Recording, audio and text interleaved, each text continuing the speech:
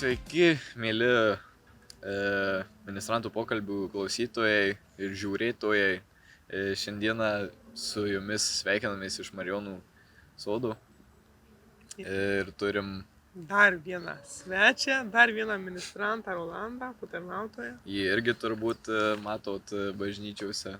Kaip ir ministrantą, kurį kalbinom praeitam epizode, matą, kas nematėt, irgi būtinai paklausykit, nes kiekvieno ministranto iš tikrųjų pradžia ir tikėjimas yra unikalus.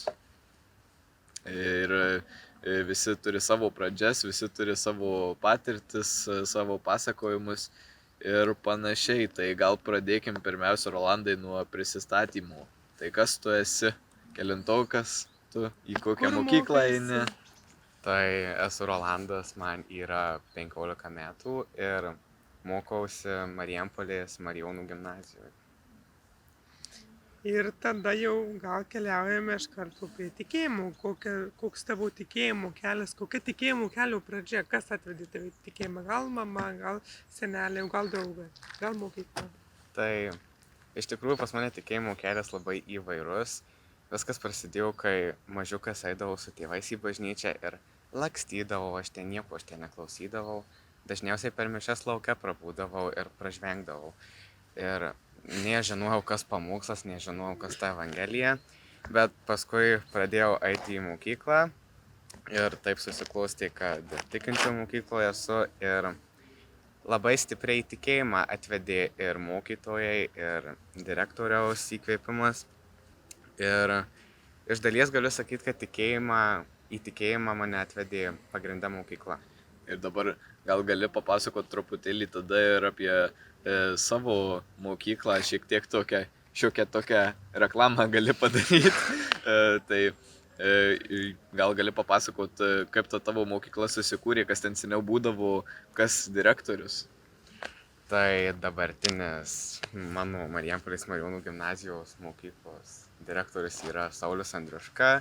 Jisai yra diakonas ir šią mokyklą pastatė Marijonų vienuolynas ir į ją labai įterptas tikėjimas ir visada yra malda, yra įvairiausi kursai ar vertybių dienos, kur apie tikėjimą stipriai yra kalbama ir ugdoma.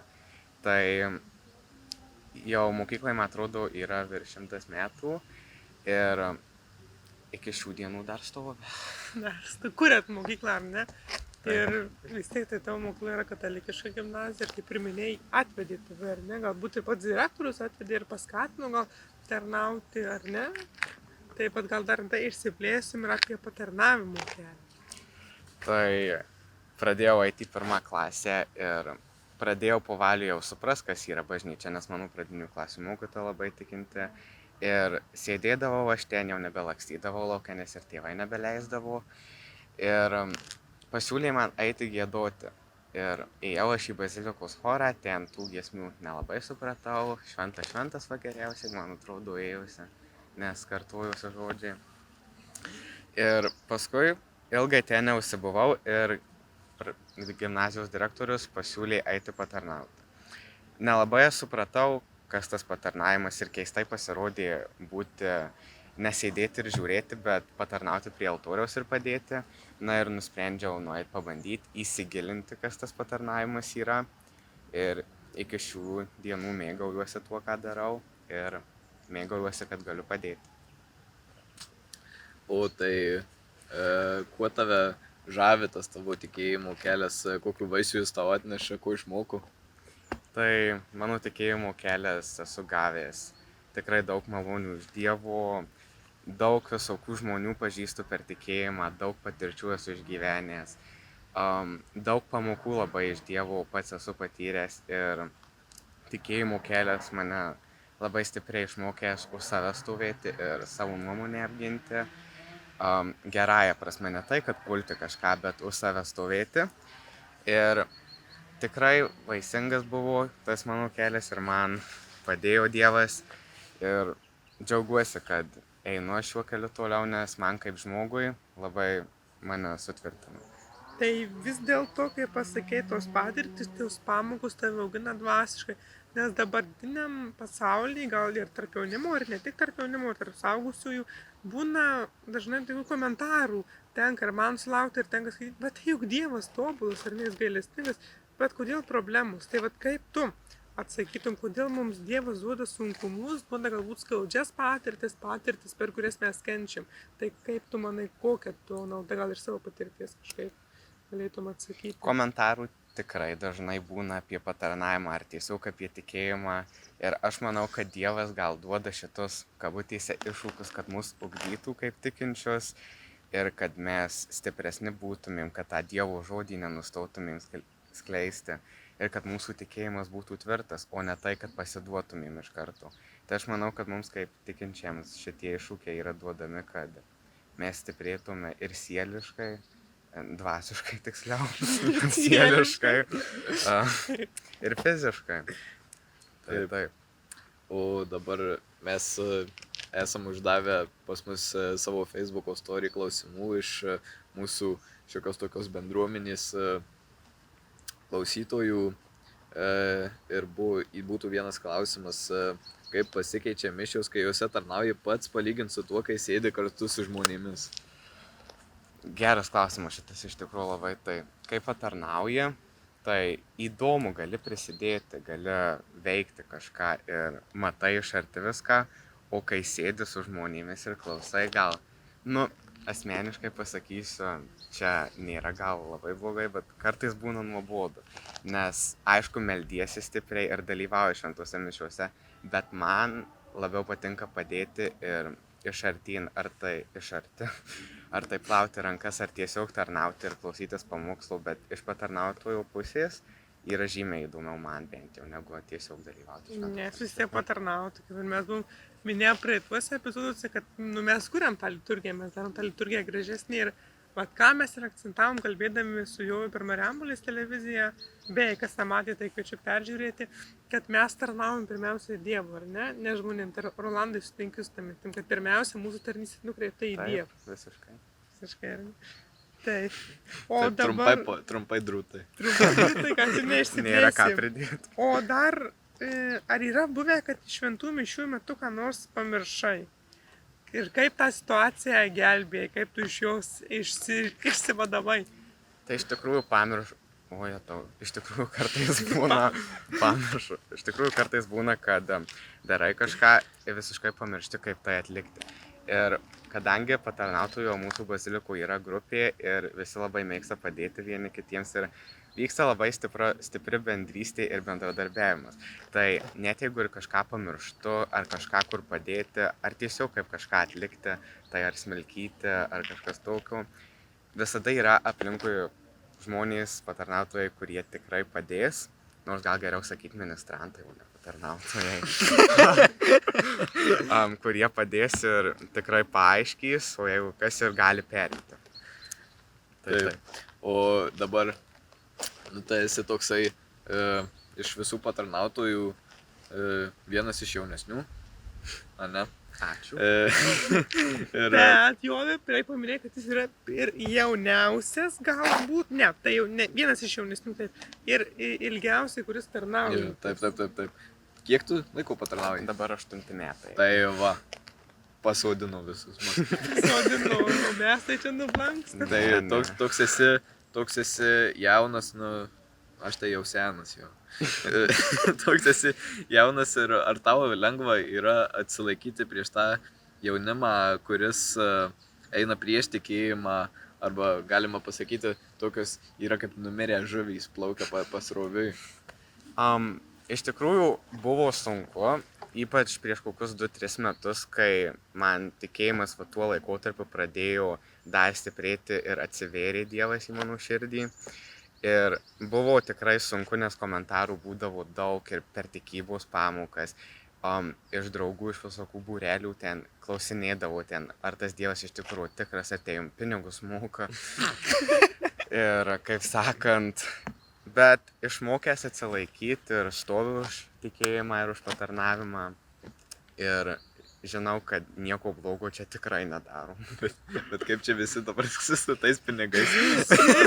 Aš per savo visą tą patarnavimo kelią esu gal kokius, nežinau, 6 sykius išgirdęs klausimą, ar man pinigus moka už tai, kad Man tai patarnauju. ir ta prasme, mano amžiaus ir suaugę, o tai tau ten moka, tai tau ten Algas. duoda jau, o tai dienom kas kai renka, tai jau ten gauna. Jo, Tarp kitko, procentai. tokių klausimų buvau susilaukęs net, kai buvau nuėjęs padėti ruošti sutvirtinamuosius. Klausė vienas, o ką tu gauni iš to tikėjimo, tau moka? Alga. Tai va, matai, ir šiaip yra gaila, nes viskas yra neparemta Dievu, neparemta vertybėmis, ne tai, kad mes augam dvasiškai, bet viskas eina per materialumą šią pasaulį. Tai va čia yra labai negerai iš tikrųjų.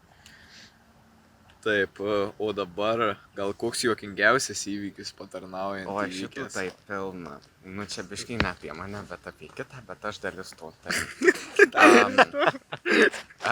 Tai buvau laivelis tai kai šalia plaukia, jo galima sakyti. Šalia to žmogaus, kuris neša tribulį ir smilkų, padedi jam, smilkalus įdedi į tribulį. Tai buvau, man atrodo, Velyknakčio mišios, šito žinomos ministrantams kaip vienus iš baisesnių. Baisesnių, sunkesnių. Nu, sunkesnių šiaip jo. Ir vienas patarnautojas, jisai labai stresavo ir visas veidas raudonas buvo, jisai smilkiai per tas mišias. Jie suprasdu, apie ką kalbu, jūs galit bandyti atspėti. Ir labai stresavo ir buvo toks, raudonas akmuo, kaip stogai, galima sakyti. Na jau, žinau, ar ne? Ir jisai ten lakstė, dėkit daugiau angliukų, greičiau tu dėk tuos smilkalus. Ir tiesiog per Velyknaktį būna dažniausiai toks stresas, nes labai daug reikia padaryti. Tai va, čia toks vienas įsimintiniausių, kaip raudonas akmuo buvo vienas ministrantas. Bet čia nieko blogo nėra. Bažnyčia. O dabar gal pakalbant apie piligriminės kelionės, nes tu ne tik su mum kaip ministrantais buvai šią vasarą nuvykęs į keliones piligriminės, bet ir žinom mes, kad tu su tėvais daug keliauji. Taip. Tai gal gali papasakoti šiek tiek apie savo tas mėgstamiausias keliones, gal savo mėgstamiausią ten, ar tai kokį žygį, ar tai kokį nuvažiavimą kažkur, ar ir dar gal gali pridurti, kur labiausiai patinka, kokia bažnyčia tau labiausiai gražiausia. Tai apie tas piligriminės kelionės, tai kaip žinot, šie metai yra jubiliejiniai metai ir vyksta ta piligriminė kelionė, kur apkeliauti bažnyčias Lietuvoje ir rinkti parašus. Tai mes su tėvais iš pradžių metuose nebuvom užsibrėžę to tikslo, kad gal keliauti, bet apsisuko taip ir nusprendėm pradėti rinkti tuos parašus ir dabar jau esame ganėtinai arti pabaigos, likę yra 3 bažnyčios aplankyti iš 20 ir labai šita piligriminė kelionė ugdo, aišku, visos bažnyčios iš dalies labai skiriasi, aišku, Jėzus Dievas tai tas pats, bet architektūra vienur vienoks stilius, kitur senovinės bažnyčios, kitur kaip tik naujoviškos. Ir labai ugdo, labai įdomu pamatyti tai, bendrauti su žmonėmis, kurie duoda tuos štampus, uždeda, galima sakyti. Kartais patenkintų būna, kartais nelabai. Ir kalbant apie tas įsimintiniausias, tai aišku, viena iš jų tai už manęs, šita gal gražiausia. Aišku, Vilkaviškio katedra labai graži, Šiluvoje taip pat bažnyčia yra labai ir ten nuvykti, kai būna atlaidai Šiluvos ir melstis irgi yra labai gražu. Kurie vyksta dabar. Taip. Tai dabar jau gal jau jie bus, kuomet epizodas išeis, gal jie bus pasibaigę, ar ne? Taip. Tai kai filmuojam, Bet dabar kai filmuojam, tai vyksta. Vyksta, o jau kai išeis, tai jau tikriausiai bus pasibaigę. Atėjus. Taip, o gal turi kokią nors bažnyčią užsienyje, ar gal net Lietuvoje, kur būtinai norėtai nuvykti, arba gal sugrįžti jie? Ir kodėl, kas ten tave žavi? Nu, tai žinau, kad gal nesunku atspėti, būt Švento Petro bazilika būtų, nes ant tiek, kiek iš nuotraukų dydis, kokios dekoracijos, ta malda ten aš įsivaizduoju. Italija ir taip žinoma kaip pakankamai maldinga šalis ir labai būtų įdomu nuvykti ten ir pamatyti. Dar vieną matelį turim. Tai matelį ir tikslas tas pats. Ta patį sakė. Matas tą pačią bažnyčią. Sakė. Ir O mes kaip aš kadangi buvęs toj bažnyčiai, ar Neidas irgi buvęs. Abudu, kai buvę, tai tikrai ten didinga bažnyčia. Nu, ten tikrai. pakelia į galvą, į viršų, tai ten tos sienos, tos konstrukcijos, tai atrodo, kad oho, ten kokia nedidinga yra. Ir labai labai didelė, labai labai erdvi. Ir aišku, mišiuose gaila man neteko dalyvauti Švento Petro bazilikoje, bet ateityje galbūt kada nors dar teks. Taip, o dabar grįžtant gal prie tos liturgijos, ką tau smagiausia liturgijoje daryti, nes, kaip žinai, ministrantai turi įvairius darbus. Tai koks darbas tavo yra mėgstamiausias? Šiaip šitą, galima sakyti, pareigą nesenai esu išmokęs, tai yra smilkyt ir reikia mokėti smilkyt, kad netyčia neišmestum, kad kažkas neiškristų. Kad nepataikytum ar ne, kur Kad nors nepataikytum. ar vyskupai. Kad nepataikytum kunigui į galvą netyčia.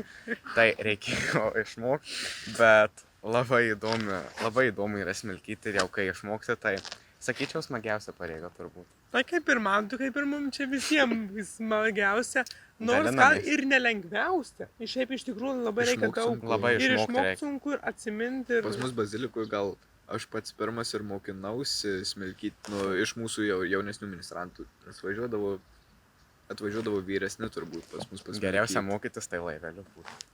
Nes matai iš šono viską. Taip, iš tikrųjų. Tai, o ko galėtum palinkėti? O dar Jovė, atsiprašau, pertraukiau. O kas sunkiausia tau yra?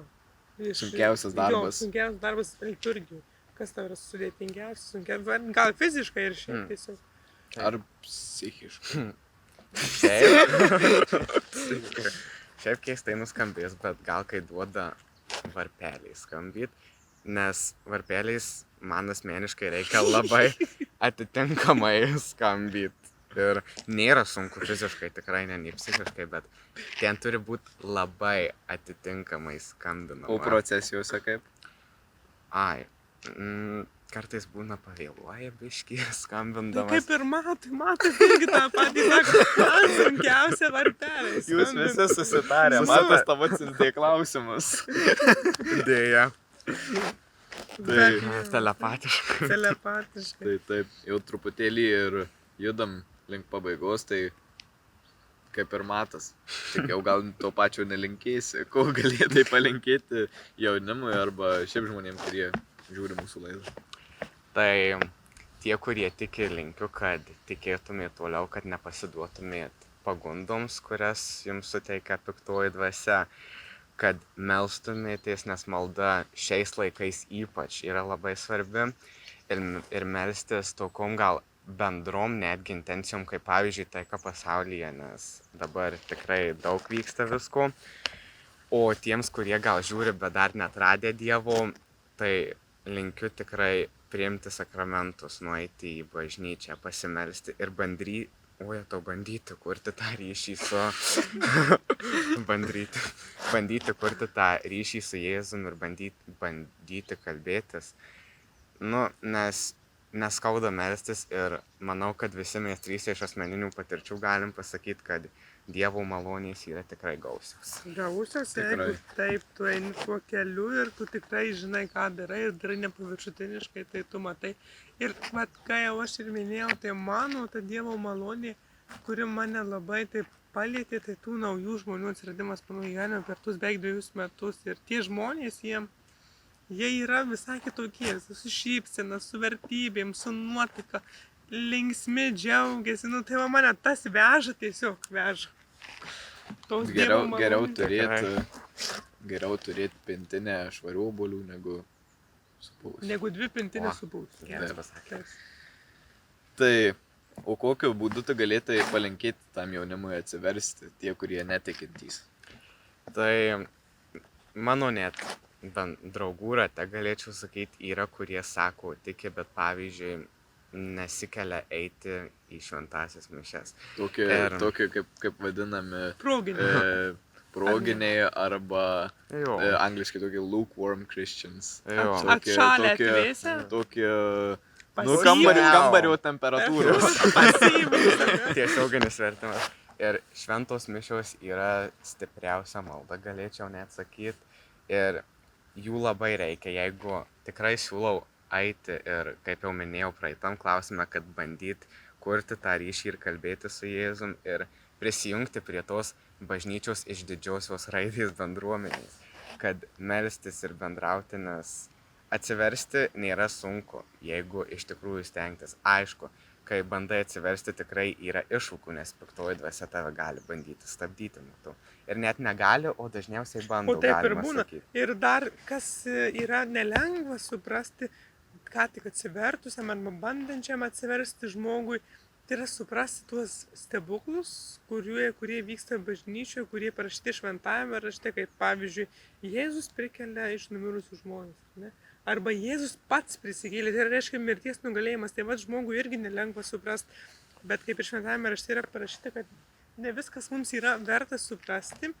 Kaip čia, ne tai, kad neverta, bet ne viską mes galim suprasti, nes mums yra per dideli dalykai, o kaip ir tu mini, kad piktoji dvasia veikia irgi ir mums neleidžia kai kurių dalykų arba mus bando atitraukti nuo to. Taip, tai iš tikrųjų sakau tiem, kurie bando atsiversti, kad iššūkių tikėjimų kely dažniausiai gal būna net daugiau negu tiem, kurie netiki, nes Dievas mus išbando. Nes Ir paskui kelia aukščiau dangaus. Taip, nes laukia aukštenybės. Taip, nes visas tikėjimas per kančias. Perkančias įžvaigždės. Per kančias įžvaigždės, kaip ir Jėzus per savo kančią mūsų visus atpirko. Taip. Tai ačiū tau, Rolandai, kad šiandien prisijungiai. Ačiū, kad pašnekėjai su mūsų bendruomenė, kad save pristatei. Pasidalink su draugais savo šituo video, kurį išleisim. Ir jūs tą patį darykite. Taip. O kaip, ar dar paklausiu, ar buvo sunku? Ar buvo dabar sunku tą pasėdėti, va tiek laiko prieš tą kamerą? Ar nebuvo? Ar lengva, ar sunku? Ar iš vis tekia, kada prieš kameras taip kalbėti? Šiaip labai retai kažkada, gal senokai kalbėjau. Nelabai progų tokių būna, ką žinau. Bet prieš ateidamas į čia gal toks biški keistas jausmas buvo, ką aš čia dabar sakysiu. Bet atėjau, ir taip viskas ramiai, va, matot, su pasijuokimais, va, ministrantai neprivalo būti visada rimti. Čia kaip tos buvo vienuolių Jo, tas LRT. LRT, kur ten vienuolis turi būti rūška nuo veido, laidotuviniais veidais, tai ne. Tai iš tikrųjų visai nėra nieko baisaus, bendrystė. Ir per tokius pokalbius ir veikia šventoji dvasia netgi. Taip. Nes Dievas mums, kai mes ateinam liudyti Dievą arba šnekėti apie Dievą, tai ne mes patys šnekam, galim sakyti, ne iš mūsų galvų kyla visokios šiokios mintys, o veikia kartu ir šventoji dvasia. Taip. Tai ačiū Dievui, kad mums padeda, ačiū Jums, kad klausotės, ačiū Rolandai, kad atėjai ir palaimintos visiems dienos. Ačiū, kad Būkit stebit, žiūrit, palaiminti. palaikot. Ačiū.